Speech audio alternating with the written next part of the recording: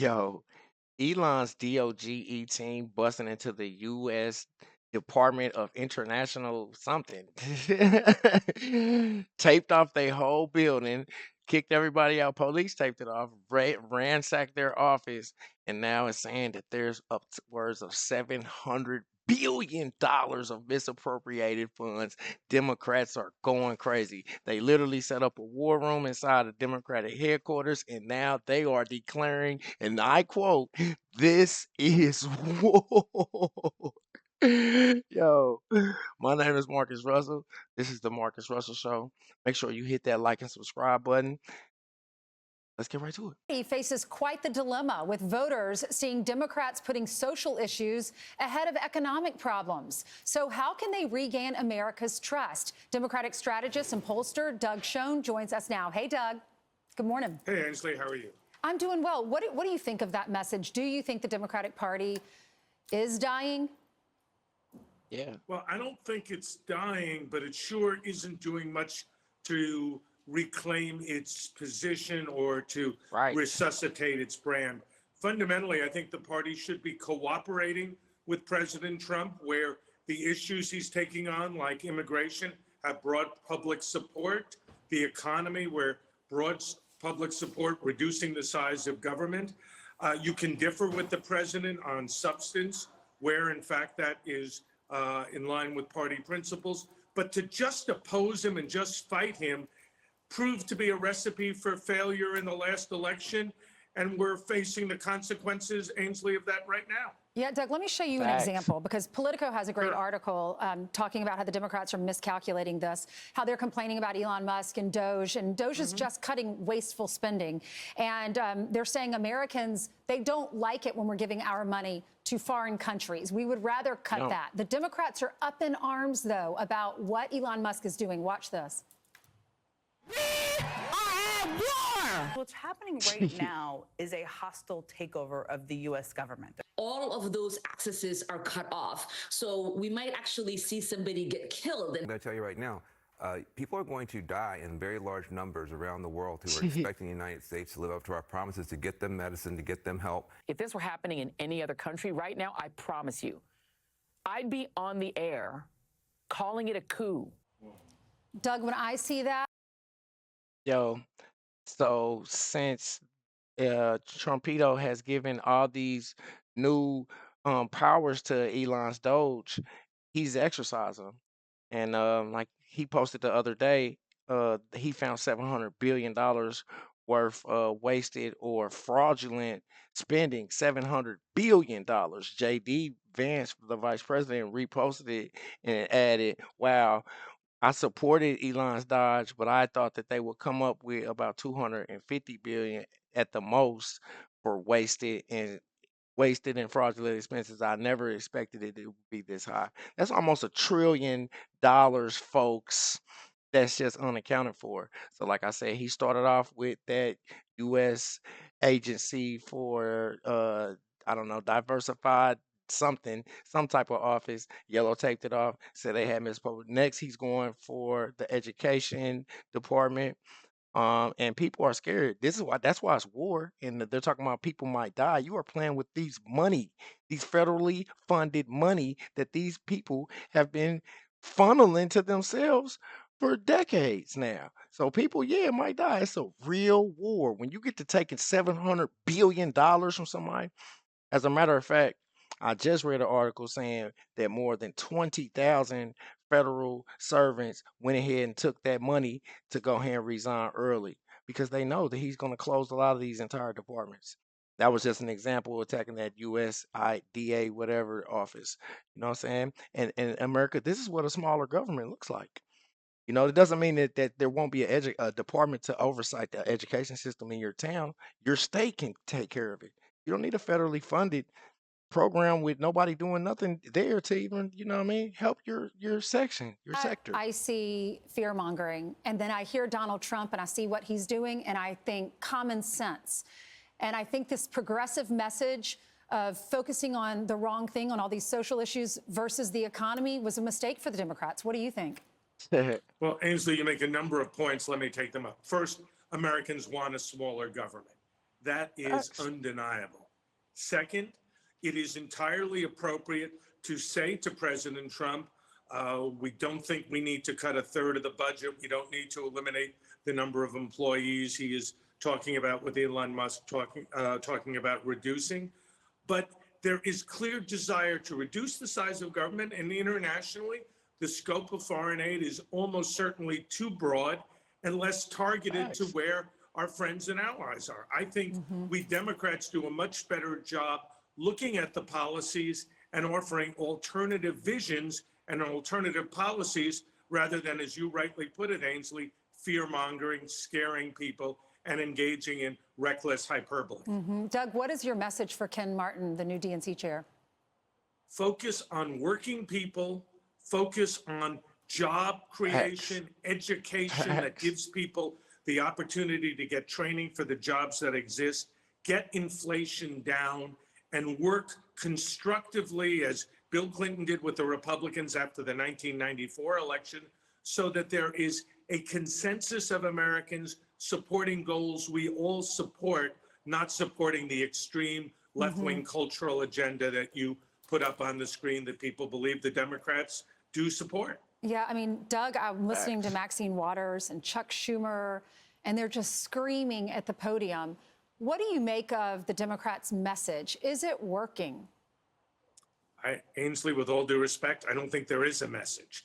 I think their message is hate and fear and opposition, a message that failed.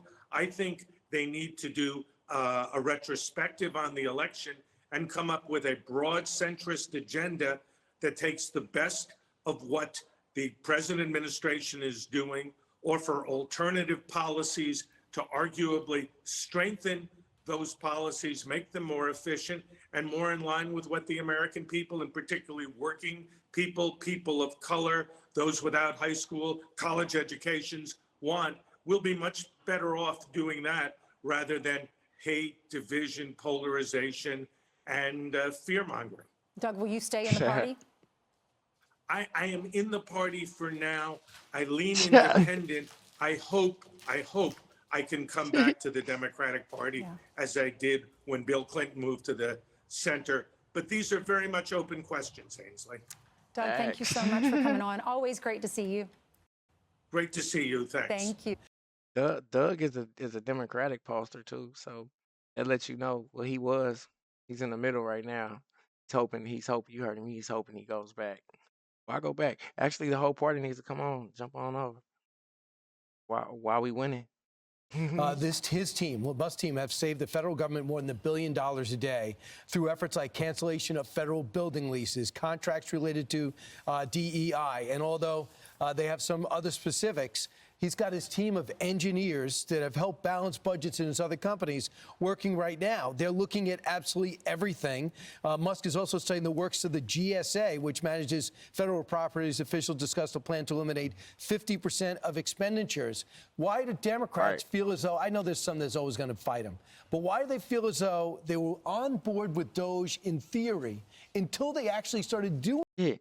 They did not realize that he was going to really have a whole office with a whole team of employees, that they was going to come into y'all office buildings, yellow duct tape it off, literally keep you from in there and go in there and go through all your files and all your records and comb the records. And he's asking for a disclosure for any of their money. He just wants everybody to be open about their spending so we can see where this money's going. And he's only been doing it for a couple weeks now. And he's already found $700 billion of wasted or fraudulent money. Doing things, then they all jumped off the bandwagon and started rallying around that fearless leader, Maxine Waters. All Elon wants to do is cut our spending. You work really hard, right? Wouldn't you rather that money stay in the United States? There's a lot of foreign aid going for just junk, like the $20 million on Sesame Street shows in Iraq. Do you want to pay for that? The $11 million to tell Vietnam to stop burning trash. Do you want to pay for that? It's just wasteful spending. So we all work too hard. You're exactly right, and they seem tone deaf when they're advocating for more aid when the American people here are suffering from different crises. The reporting on this and the backlash has been totally wrong. The way they're putting it is that Elon is on some island and he's just doing all of this himself. No, the office that's doing this is in the executive office, and he calls the president and tells the president, okay, this is what I found. And then he says, the president said, cut it, get rid of it. Right. And then Elon goes back to the president, he goes, are you sure, sir? Do you really want this to happen? He goes, yes, but the way that they're spinning it is totally inaccurate. Well, and you know, if you went out on the street and you did a poll about, okay, if we're going to cut the federal bureaucracy, because we know it's bloated and we know there is a lot of waste, where should you just start? Polls have shown historically that you start with foreign aid because it's simply because the federal bureaucracy is already unpopular. But by sending the money that we make here in the United States over there for who knows what, Steve, you know, it just misses the mark. did you see Maxine Waters? Did you see Chuck Schumer? These Democrats are having a meltdown about saving money. Listen to this. Go for this. We have to fight this in the courts. We have to fight this in the Congress. We have to fight this in the streets. Stop the coup. Stop the grift. Stop Elon Musk. Shut down the Senate. We are at war.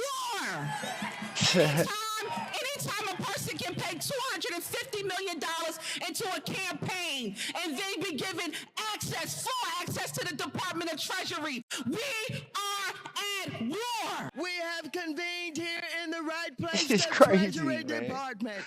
We have got to tell Elon Musk, nobody elected you. Did anybody What? vote for a government of billionaires for billionaires? Are you ready to stand up and defend our democracy? What? What we're in the face of right now is an authoritarian takeover of our country, and we say hell no. Right now, our budget, federal This is so crazy. And yo, it's like there's no Americans out there rallying like, why did they stop? Why are they closing federal agencies? None of us are rallied up. You know why they so mad and talking about going to war? Because we playing with their money, y'all. You know, Elon is about to take their money. And I think Elon needs to realize that his literal life is in danger. It's not like you just in any other administration just come in there and go by the rules, don't question what goes on with this federal branch, what happens in this little office, what this little department is for. You don't even go in them doors. Nobody's been asking questions for 30 years. But now you get to playing with their money. Chuck Schumer's up here like, this is war. I have never seen that many Democrats outside to yell about anything. Yeah, I've never ever seen that. So you can see what gets them excited, YouTube, the money. You know, it ain't like he was trying to close down. You know, he don't care about nothing else. They don't get excited about nothing else. Playing with they bread. deficit in 2024. We're 1.8 trillion over. So 1.8 trillion. And you're upset that people are trying to get the budget in order? Do you know, the one thing President Trump said, which is hamstrung him, he said, I'm not touching Social Security and don't touch Medicare. So he said, all right, we're going to take a look at everything that's going out. They estimated that Joe Biden wasted $220 billion worth of fraud just last year alone as he was leaving out the door. They're saving $1 billion a day. I'd rather have the person that was the richest man in the world. Isn't he the richest man in the world, Elon? I'd rather him oversee it than the people that came into Congress broke and all of a sudden they have all this money. Like Maxine Waters. Well, where did the money come from? When you think of it, though, I mean, the Democrats are aligned with the federal employee unions. And, you know, all of this threatens a lot of the union members and stuff like that. What I would have loved to have heard any one of those Democrats in that soundbite montage, I would have loved to have heard them say, none of your money is being wasted. All your tax dollars are being spent well. They cannot because they're through the years, you know, they've come up with programs. Some of them are obsolete. Some of them, you know, have absolutely no bearing in today's society. And it's like, we still have the money on the books. Elon Musk is just looking at it with a magnifying glass or a super AI or a genius young engineer, as we heard yesterday, trying to figure out, okay, what can we get rid of? Steve, you're right. AI, he's putting AI over the budget. That's right. And he's trying to use the artificial intelligence to point it out.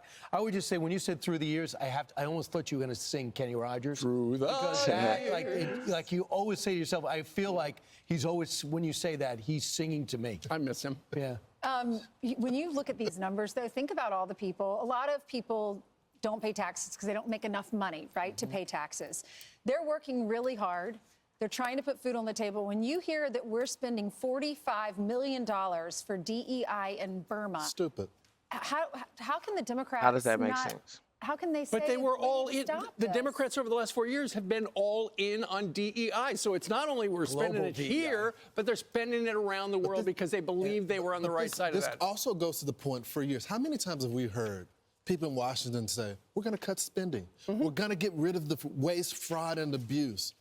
This has completely changed the game on this. This is the way to do it. And I just hope, to my friends in the Freedom Caucus, and I love and respect many of you, and I know you guys have different missions at place, but this is the way to get things done right here.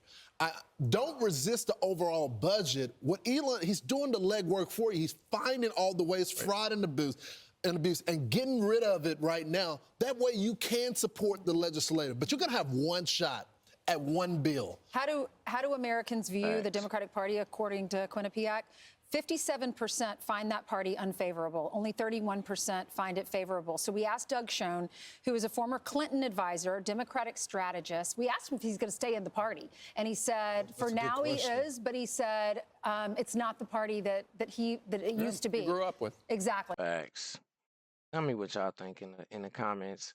I really feel like the Democrats talking about this is a coup. They're the ones literally trying to run a coup.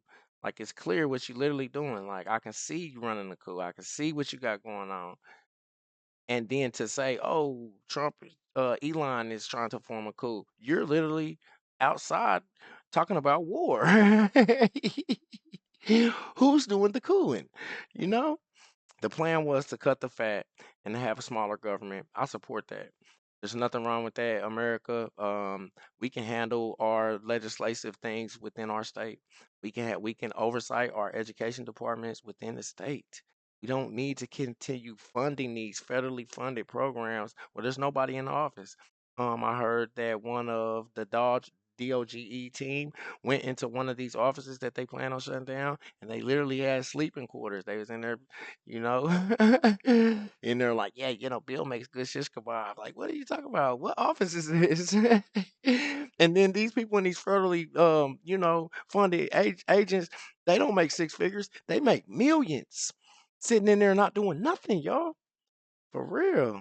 Tell me what you think in the comments. My name is Marcus Russell. This is the Marcus Russell Show. Make sure you hit that like and subscribe button. I need 100,000 subscribers. Until next time, peace.